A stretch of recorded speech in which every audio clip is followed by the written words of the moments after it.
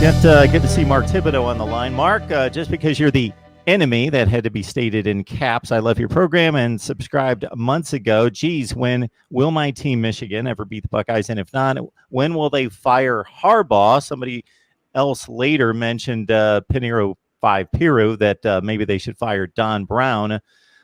With the situation being what it is across the country with this wild card season, I got to think that most coaches are a little safer than they typically would be. But do you guys think going forward from 2021 on, do you guys have any lean on what it's going to take for Michigan to either get over the hump, or what's Harbaugh's final straw going to be? I'm deferring to the Michigan Monday expert, Tony Gerdeman, to give the first answer, and then I'll share my thought. Well, it will be interesting to see if Jim Harbaugh signs an extension here shortly and what that extension is. If it's like a 7-year extension, then I wouldn't expect him to be fired after Ohio State beats them in 2021. If it's not a huge extension, like the next year is the year that I have been looking at for Jim Harbaugh. If they lose that one, because you assume they'll lose in Columbus, and that was before any pandemic or whatever. You just don't expect him to come in here and beat this Ohio State team. But if they were to lose next year, then that's what is that 6-7 losses in this rivalry? From 2015 to then 2021. Yeah, it'd be 7 for him, and 10 in a row overall. And that's unacceptable. And it's not like what he's doing, 9-3, 10-2, 8-4. It's fine. And honestly, it's about what any other Michigan head coach has ever done. And that's kind of the problem, where Michigan is seen as something like they should be in a national title hunt year in, year out, but that's not who they are. And maybe they haven't been that since maybe sometime in the mid 80s, even though Bo Schembechler never actually got them there, but they had some good teams. But it wasn't – I don't know what he's trying to live up to, or that he hasn't lived up to what he's supposed to be, or what Michigan is. And that's where I always come back to, like, this is what Michigan is. They're 9 wins, 10 wins, 11 wins in a great year, but they don't have very many of those. You can go back and look at Ohio State's 11-win season since Jim Tressel took over. And I'm assuming that Ohio State has had more since 2001 than Michigan has had all time, because their best years were, when they were playing 9 games in a year back in the 20s. So I still think Michigan could be more, because I think Jim Harbaugh could be doing more, and making your recruiting pipeline the Northeast isn't. What's that going to do? And you got to be national, and you've got to be in Ohio, you've got to be in the Midwest. And they're reaching on so many guys, and they don't have nearly the depth they need. They wear down on the defensive line against Ohio State in the fourth quarter every year, and they wear down in November every year. And they don't have the depth up front on either side. You can go through, and I actually did this the other day. Like, look at at Michigan's roster right now. Who would you start on Ohio State's roster?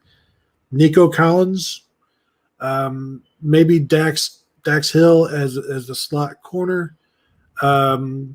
Jalen Mayfield at right tackle, I suppose. Cameron McGrone maybe at middle linebacker, but Ohio State has 7 middle linebackers that can play. There's just not a lot of guys that you would take and put in Ohio State's starting lineup for Michigan's team. Yeah, you hit all the high points.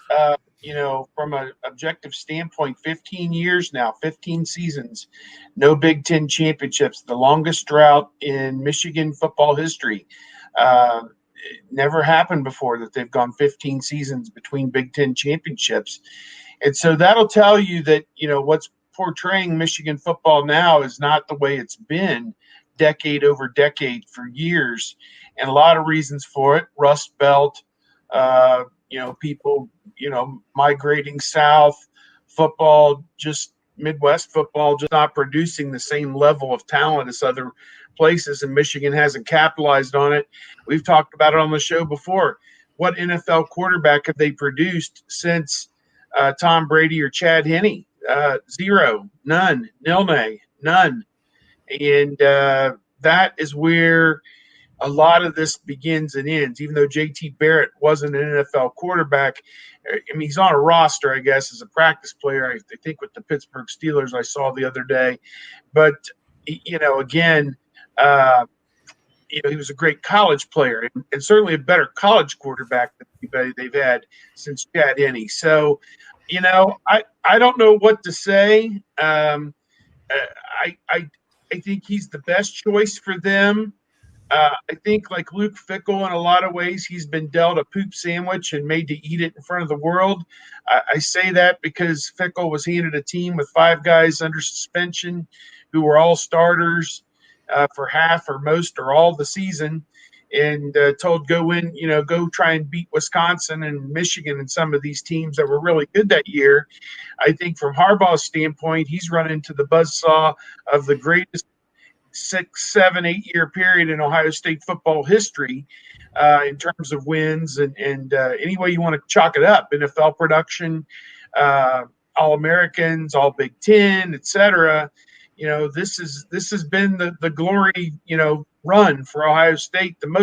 He's run into the most talented collection of Ohio State football teams that have ever existed in a period of time, and that takes in a lot of real estate. So to me, that's been his uphill battle, and he's won most of the other games. I mean, have they doinked off a game or two here or there? Yeah, I mean, sure, but at the same time, he's won a lot of games against a lot of other opponents. You just can't beat Ohio State. Can't win a bowl game, obviously. You see last year, they don't even factor against Alabama in the Citrus Bowl. And I don't know. I just think that a lot of the interest, a lot of the excitement, a lot of the luster of Michigan football has been worn away. And yet every year they try and prop them up and put them in the top 10. And every year they barely finished in the top 25. And, it's just kind of a lather, rinse, repeat cycle that they're on. And, Andy Geiger made a comment, the former athletic director from Ohio State years ago, that, yeah, it's healthy to not like your rival and to look down on them and hope bad for them. But at the same time, you're as good as the company that you keep. And when Ohio State has had great teams, it's in large part because they've beaten great Michigan teams. Think about 2006. That put them in the championship game, obviously. A few years ago, 2016, that put them in the playoff, beating a number 3 ranked Michigan team, and so on and so forth. So, I know Ohio State fans revel in Michigan's demise and what this has been like for them. But I think deep down, I think people are hoping that we at some point get back to where we don't know what's going to happen the last Saturday in November. But sadly for them, it's Ohio State usually favored by 8, 9, 10 points and winning by 20. And just looking at Phil Steele magazine, as always, to my left here, I think real quickly I looked, and Jim Harbaugh is 1-7 on the road against ranked teams at Michigan. And that's Wisconsin, that's Notre Dame, that's Penn State. Fortunately, it's not Rutgers, because they're not ranked. But I'm wondering, Steve, you mentioned we always know what's going to happen at the end of November. Like this year might be like the 4th Saturday in September. And I wonder what would be the best week for Michigan to play Ohio State. Yeah, I've got a thought about that, and I had a thought about something else. Let me give my thought about the scheduling first of all, and then if I can remember, my mind is so scattered that what I just thought of 20 seconds ago, I've already forgotten it. But regarding the scheduling, I put this on Twitter. I said they have to have 13 weeks worth of games for television, for Big Ten Network, which they own, as well as the Fox contract, ABC, ESPN, Fox Sports 1, etc. They got to space the games out. And to protect against cancellations, this was my proposal, is for the Thanksgiving Saturday, the last Saturday of the regular season, they could almost just put Purdue against Indiana and Illinois against Northwestern, and those would be your games that weekend. Ohio State, Michigan could be, quote, scheduled the week before. And then if they have to push it back, you could play it Thanksgiving weekend, I guess. But that's probably what I would do is put some meaningless games Thanksgiving weekend that won't impact the schedule. Sorry, Indiana, Purdue, Illinois, and Northwestern, but your two rivalry games came to mind first. And, put those games on the old Oaken Bucket, baby. Nothing better than that on Thanksgiving weekend, and play those quote meaningless Big Ten regular season games that week, and you still have a week buffer in there in case there's a cancellation. You could put Ohio State, Michigan back week. That's how I would do it, and then structure everything else out from there. My other thought, and if I think of it, I'll butt in and say it, but I'm sure it had something to do with Michigan and Harbaugh. Well, maybe something I say, Steve, will prompt you. But, my memory, yeah. My 2 cents on Michigan. Oh, I got it. Go to it, Steve. We better get this in, or you're going to lose it again. Well, I'm thinking about it. Mark asked, what would it take for Harbaugh to be on the hot seat? And I think it's pretty simple. As Tony has said, they're 9-3 every year. But I know Phil Steele in his book, somebody quoted him on Twitter saying he thinks Indiana could actually knock off Michigan this year, that Indiana is that talented, unless Michigan has that answer at quarterback, which they've got a couple of guys vying for that position, that they're vulnerable to losing to an Indiana. And that's the kind of thing I think that would finally wake everybody up from their slumber up there in Michigan and say, wow, the emperor has no clothes, if he were to doink off a game to an Indiana, Maryland, Rutgers, I wouldn't say Illinois because they beat Wisconsin last year. Well, Illinois, Purdue, I don't know who they have to play in the crossovers. But you get my drift is they're now 8-4 because they lost to a below, a perceived lower level Big Ten team. Then he's got a problem. And I think he hasn't lost that game yet. No, he was losing to Michigan State when they were still Michigan State. He's losing to Penn State basically every other year. They got blown out by Wisconsin. He lost to Iowa when they pulled off a big upset in 2016. Those are the games that he's lost to capable Big Ten teams. Yeah. Just my 2 cents on Michigan would be, unfortunately, if we're just looking at the last 50 to 60 years and not going back to prehistoric days, the height of Michigan football might have been in the mid-'70s when they ran into Ohio State, and they lost a tie game to a certain extent when they were obviously not sent to the Rose Bowl in favor of the Buckeyes repeating and going to the Rose Bowl, when they went on that ridiculous run of losing like 3 games in 4 years leading into the game, and just not having that opportunity because Ohio State was that good, and them losing very close games to Ohio State and going 0-3-1 during that 4-year stretch against Ohio State when they were a top 5 team in the nation. It was almost similar to what Steve pointed out happening over in the last 7 to 8 years, except Michigan hasn't been as close by any stretch as that team was in the mid-'70s.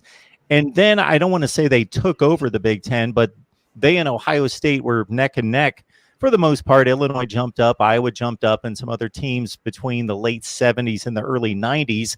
But Michigan by far made the most Rose Bowls. But to Tony's point, they never arrived at the Rose Bowl in competition for a national championship. They arrived at the Rose Bowl typically 9-2. That was typically the Michigan season, arriving with a nice season, winning the Big Ten, lost a non-conference game, showed up 9-2, ranked 8th or 9th in the country, won or lost, typically lost the Rose Bowl. I believe Bo was 2-8 in the Rose Bowl, and that was the Michigan football season. They jumped up to share a national championship in 97. They were in position in 06 as an undefeated team in Columbus that lost by 3 points in a classic to Ohio State to get it done. But other than those 2 years, they've been a top 15 program for the better part of 50 years. Yeah, like any other top 15 program, every now and again, you're going to vie for a national championship in the final couple of weeks of the season. We've seen Georgia Tech win a national title. Colorado, they both split in 1990. So it's like, yeah, even those teams, those programs have as much of a trophy case almost as Michigan. And speaking of Michigan's trophy case right now, if you look at it, the most recent thing in there is a co-division championship in a year where they lost to Ohio State. Steve brought up Phil Steele. Phil Steele recorded with us a couple of days ago. Please check that preview on the college football season out. Great discussion with Phil Steele for about 15 to 20 minutes. And also we do a segment called the 10-Minute War with Steve Dace of Michigan Podcast. Steve hit me with a ton of trends around college football to get my take on those. So please check out that segment that's going to be released here in the next 2 days. Our Michigan friend Mark comes back with "I hate the Buckeyes, but Rogers," and the key phrase or term that I see that jumps out to me is should have a zillion like hits. Man, Mark, if you can make that happen, it would be tremendous. So we'll keep grinding here. All right, talking Ohio State football with these two: Tony Gerdeman, Buckeye Scoop, Steve Hillwagon from Bucknuts.